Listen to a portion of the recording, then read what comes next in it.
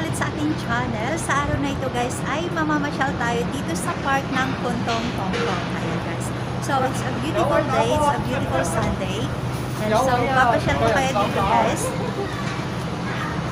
So ito yung magandang park dito sa Puntong. Kung kayo ay malapit dito sa Puntong guys at naghahanap kayo ng park na pwedeng matambayan, pumunta lang po kayo dito sa Puntong, exit A1 po ito.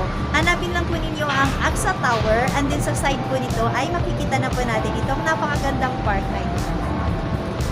So marami kayong pwedeng mapagpuntahan. Pwede kayo dyan sa may mga tabing, sa ilalim ng mga puno guys, no? Ayan, may mga benches po dyan na pwede po ninyong upuan. And then kung mahilig naman po kayo sa games, medyo mahangin ngayon guys, kaya pasensya na kayo sa buhok natin. Meron po dyan playground and meron pong basketball court kung gusto po nyo maglaro. So, maraming mga bata na naglalaro dito ngayon guys. And may malaking sewing machine sa side na to. Parang ito yung pinaka-landmark nila dito sa Puntong guys, no? And then, makikita po ninyo sa bandaron ay yung kanya pong malaking thread. Yan. So, sa side naman na to guys, dito yung maraming mga benches din na pwede ninyong pumawan sa araw po ng day off. Ayan guys. So, maraming mga punong kahoy dito, kaya very refreshing siya. Pwede kayong tumambay dito sa side na to. Ayan guys. So, maraming mga punong kahoy.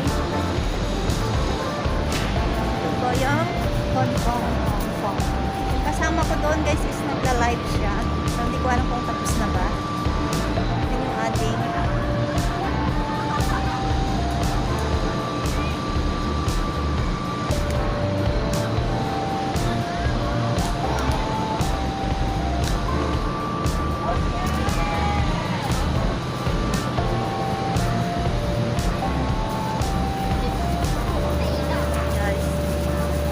Maraming mga bata dito. Yan.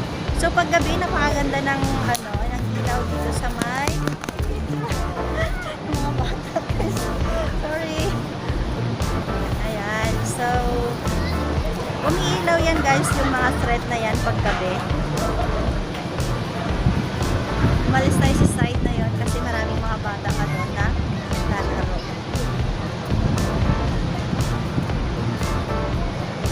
Ayan, maraming mga nagpipiknik ngayon. Mahilig din kasi sila sa picnic dito guys. Yung mga Chinese, mahilig din silang mag-picnic sa side na to. So napakaganda kasi ng weather ngayon. Ayan, kaya kung makikita niyo is, ayan, naglalatag sila doon ng mga pwedeng maupuan. And then may mga naglalaro ng basketball sa side na yun. Ayan guys. Nakita natin ang konti. Ayan, yung mga naglalaro ng basketball sa side na yun. Kasi meron din dito shower room. So pagkatapos nilang maglaro, pwede silang maligo. Guys, no? So okay lang kahit mapagpawisan man sila. It's okay. Yan. Ito yung magandang part sa slide na to. Yan guys, para siyang mga figure na pinagdikit nila in different color. So maganda.